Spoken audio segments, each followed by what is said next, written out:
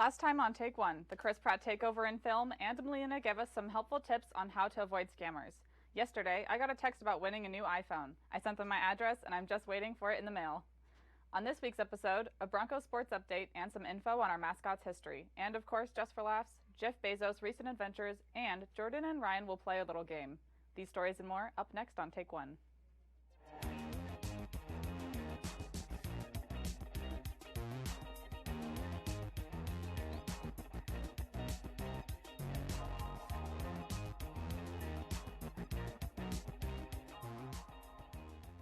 Welcome to Take One. I'm Sierra Lewis. In Canada, the Quebec maple syrup producers announced that it will be releasing close to 50 million pounds of their strategic maple syrup reserves. This is in efforts to help with shortages amidst a lower harvest yield during a hot and short spring, combined with a 21% increase in demand. During 2020, Quebec produced 73% of all the maple syrup worldwide, and the United States stands as one of their top customers, taking in around 60% of Canada's export. This isn't the first time maple syrup has made the headlines. Back in 2012, 3 people were arrested after they were discovered stealing over 3,000 tons of maple syrup over the course of months, with the estimated worth of the stockpile being nearly 19 million Canadian dollars. The Quebec maple syrup producers are making plans for the future, one of them being tapping into 7 million more trees to replenish the reserve, while also ensuring that it can meet the demand for the following year. Now over to you, Jenna. Thanks, Sierra. After a week off for Thanksgiving, here is a Bronco sports update. Boise State football officially finished their regular season after a disappointing loss to San Diego State on Black Friday. The final score of the game was 27-16, having Boise State finish 7-5 on the season. The Broncos will play their final game in the Arizona Barstool Bowl on December 31st in Tucson, Arizona. Something amazing to celebrate is that our women's volleyball team won the Mountain West Championship Tournament in Las Vegas. The Broncos entered the Mountain West Tournament as the 6th seed and came out on top as conference champions. This huge win guarantees the Broncos a bid into the NCAA tournament. This is only the second time in program history that this has been the case, and we could not be more proud of these athletes. There are also plenty of men's and women's home basketball games these next few weeks, so be sure to go check out these players in Extra Mile Arena. Students get into free games for free. All you have to do is show your student ID. Happy holidays, and as always, go Broncos. Now, Christy and Carson teach us about the history of Buster Bronco. What are you doing? Just participating in some good old-fashioned Boise State tradition. Is that Buster? No, that's Elmer Bronco. I think you mean Buster. Boy, you've got a lot to learn about Boise State tradition. I'm Christy Amstutz. And I'm Carson Cloud. And this is what to know about the Boise State mascot.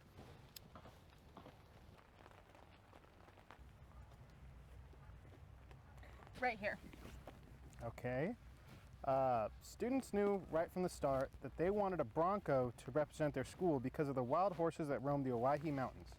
In 1935, students constructed paper and wooden Broncos whom they dubbed Elmer. Christy, fire again? From the ashes rises the spirit of new conquests and victories. Stop it, you're gonna summon a demon or something. But it's our first chant, though. It used to instill fear and horror into the opponents of Boise Junior College back in the day. The students would burn the paper and wooden Elmers they created.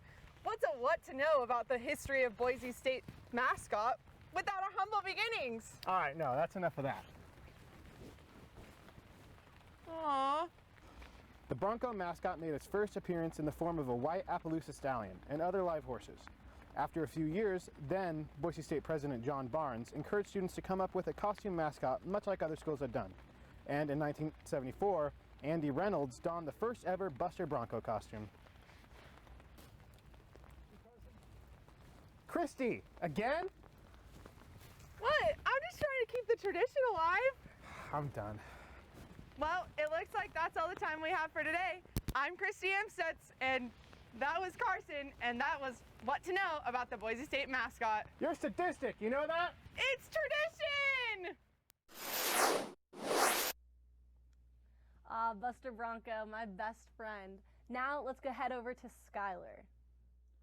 Thanks, Jenna. On November 15th, President Biden signed a bill that would dedicate $1.2 trillion to United States infrastructure. A bill for this much money hasn't been signed in generations. Many would argue a bill of this nature is long overdue for the United States. It's estimated that American citizens pay an extra $300 a year for their car due to the dangerous road conditions. American businesses are also losing billions of dollars every year from semi-truck expenses. President Biden's plan is to spend about $110 billion on roads and bridges, $105 billion on rail and public transit, $65 billion on the power grid, $65 billion on broadband, and $55 billion on water systems. Some more specific examples being the New York mayor announced that this bill will help with subway fare hikes. Kentucky's governor said it may allow for the rebuilding of Brent Spence Bridge without tolls. The president stated, "I truly believe that 50 years from now, historians are going to look back at this moment and say, that's the moment America began to win the competition of the 21st century." Later in the evening, President Biden met with Chinese President Xi Jinping. It was the first time the two had seen each other face to face since Biden took office. The president stated that he and Jinping have known each other for a long time, and it's easy to speak to him candidly. Now, over to our friends in the Spec Studio.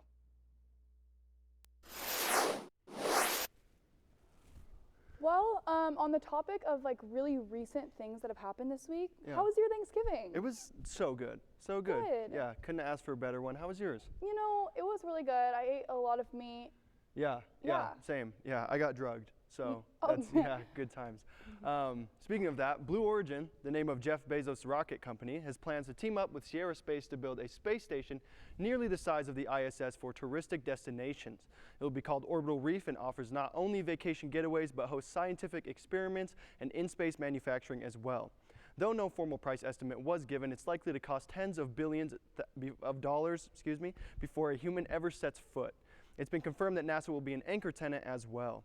The executives hope this project will come to fruition in the late 2020s, and Blue Origin's centerpiece rocket New Glenn has been delayed to late 2022. The company has yet to put a spacecraft into orbit, so a lot of work remains.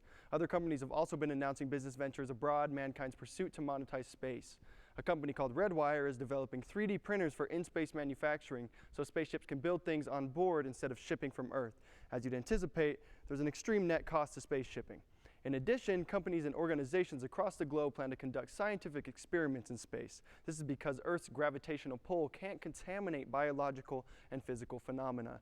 NASA has been carrying out space experiments for who knows how long, knowing how certain situations will play out without gravity will help scientists understand our reality better. Well, I have some news for you. Over the past month, something has been stirring in the realm of football. The growing monster is Aaron Rodgers and his vaccination status. The football player accidentally revealed that he has not been vaccinated while being interviewed and instead said that he was immunized. This bold new strategy of Rodgers has many sports fans debating, is that fair? While Rodgers might not want to be vaccinated, how about the people who have to tackle him? The defense went from get Aaron Rodgers to run away from Aaron Rodgers. So should sports athletes be required to be vaccinated? I mean, just think about the Aaron Rodgers strategy in UFC. Instead of a knockout punch, you have the guy climbing out of the cage to get away from you. Sure, tennis wouldn't be all that affected. The sports already practices social distancing. But what about soccer? You'd have guys flopping to the ground whenever you got near them. That's a red card right there, people. It's a hard problem to answer. All that we can say is don't tackle Aaron Rodgers. Would you tackle Aaron Rodgers? Aaron Rodgers could have leprosy, and I would tackle him, yes. That's exactly how I feel. If I got COVID from him, I would not mind quarantining with him. Right? Yeah, you know. You could get close to him. Cuddle in bed a little bit, watch a movie, huh? Yeah, do that. Yeah. Totally. Well, let's send it over to Lexi on campus for our Would You Rather segment. Thanks, guys. Welcome back to another segment of Would You Rather. I'm Lexi, and today we are outside of the admissions office. I have Carrie with me today to answer some questions. Carrie, how are you doing? I'm doing all right. How are you doing? I'm doing pretty good. Thanks for asking. So my first question for you is, would you rather see 10 minutes into your own future or 10 minutes into someone else's? Probably 10 minutes into someone else's, even though I know what I'm going to be doing 10 minutes from now. It just stressed me out, like the being able to know, but not like, doing anything. I don't know. Someone else's. Yeah, I feel that. I would agree. And then my second question for you is, would you rather be able to control all the geese on campus or all the squirrels on campus? Ooh, that's a tough question. I think I'm going to have to go with all the squirrels on campus just because I feel like they're more unpredictable than the geese, even though I do think that the geese are scarier. Yeah, I feel that. I'm terrified of the geese on campus, so I for sure would say the geese. And the squirrels run away when you're driving. The geese do not move. So, but thank you so much for joining me, and we're going to send it back to the spec. Well, would you guys rather see 10 minutes into your future or 10 minutes into somebody else's? I would see 10 minutes into somebody else's so then I could see if my enemies are trying to best me, and then I could, sabotage that. Yeah. Okay. Yeah, I'm gonna go a little selfish. I think I'm gonna see 10 minutes into mine. The things I would go back and redo. Yeah, I would do it for sure. Yeah, I think I'd want to see into somebody else's so I could know how to be their best friend. Like who? Like Aaron Rodgers. Ah. Yeah. Somebody like that, like somebody chill. Yeah. Not super known. Yeah. Maybe Yeah, has maybe. COVID. Well, good news for Boise residents. Boise, Idaho won second place for least affordable housing in the U.S. and Canada. The only city beating us is Vancouver, British Columbia in Canada. But don't lose hope. Boise is the fastest growing city, so we will hopefully be #1 soon. The Boise State University Interim Director of Idaho Policy Institute, Vanessa Fry, says that most people who grew up in the area or left and may want to return will not be able to. Thank God. To determine this affordability, Oxford Economics, an economic forecast company in England, looked at Boise's median income compared to the cost of median-priced homes. The math shows that Boise house prices are 72% above what a median income household could afford. Luckily, college students are young people of Boise do not want to live here. Why would we? As most of my classmates would agree, moving back with our parents has always been the plan, and our parents don't mind at all. In the modern age, who wants to live independently? Oh, shoot, I almost forgot. Well, it took you long enough. Shut up, what are we doing? Well, we got siblings or dating. We got a couple pairs we got to figure out either if they're siblings or if they're dating. And if you made it this far in the show, that's insane. So, here we go. We're running out of ideas here, aren't we? It's getting pretty dry. All right, let's do it. First one. Oh, okay. So first instinct was mom and son, for sure. But since that's not really an option. That is not an option. So it's not an anniversary cake. It's a birthday cake. So options are definitely on the table here. They've got matching glasses, and that is true. But matching glasses. Ooh, siblings. They've got to be siblings.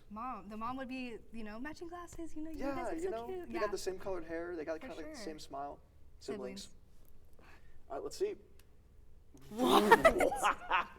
No way. There's no way they're dating. All right. Well, at least their kids will look really similar as well. That's crazy. I don't, okay. We're going to go to the next one. I got to stop looking at that. Okay. This is a hard one. She's kind of choking him a little bit, but almost like in a playful brotherly way. So I might say siblings again. You're going to say siblings again? Okay, so they're pretty close in this picture. She's got a red Solo cup. I think, and she's got, is that champagne? There's a cork. That's a wine bottle, right? Oh, interesting. Yeah. They got to be celebrating something. All right, well, I'm going to stick with siblings. So what's your final answer? We're going to go dating. All right. Let's see what happens, and they're dating. Okay. See, I was going to say, I can't see them being siblings. The blonde hair and the smiles kind of got me on that one. But that's fair. All right, let's fair see what else we observation. got. Okay, so what, we're tied right now? No. Or are you 0 for 2? I'm over 2. Well, it's okay. Let's see what happens. All right, you got to get this last one. All right, here we go. All right. If they're not dating, there's going to be an issue. We got to call somebody. What she's doing with her hands around his neck. It's just all not okay. They have to be dating. His hand is higher up, which is, that could be a sign that they could be siblings. His pants are too low to be standing next to her that close. That's Very for sure. true. Very true. This is a hard one. You go first. I'm going with dating. You're going with I'm dating? doing it. You said there's no way, though. I will have to call somebody if they are not dating. What's your answer? They got to be dating, right? Right. I'm going strictly dating because of what she's doing with her arms. But see, also, I have really bad luck with this, so You do. if I say siblings. They got to be. I'm going to. Okay, lock in final answers. Well, the last right two now. were dating, though. All right, I'm gonna do siblings because I think like all the ones I'm not gonna go with my gut, so I'm gonna say siblings.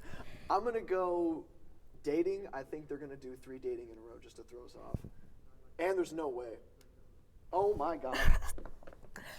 All right, They're that siblings. should be That illegal. is- Okay, clearly some gotta people s- need to I'm- understand what yeah. incest means. So that was fun. That was really fun. What is she doing? Like that's just, there's too much going on. So we tied. We tied? We tied. Oh, good job. Proud of you.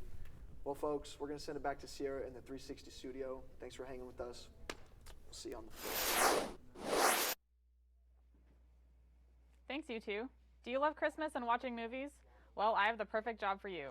Previews.org is hiring an official cheer holiday cheermeister to aid in deciding the best holiday film of all time.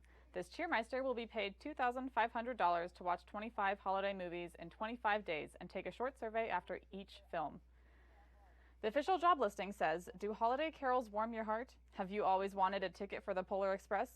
Did you start celebrating Christmas on November 1st or, let's be real, probably before that? If you're the type of person who watches holiday movies year-round, we want you as our cheermeister. In addition to the money, the selected movie watcher will also receive a 1-year subscription to Netflix, Hulu, Disney+, Amazon Prime Video, HBO Max, Apple TV, and Hallmark Movies. Watching holiday movies and making money sounds like a pretty good gig to me. And that's all the time we have for today. Thanks to all the crew and writers for this episode. I'm Sierra Lewis. I'm Skyler Nations. And I'm Jenna Vitamonte. Join us next time where you get to watch Fake One. We'll see you next time on Take One.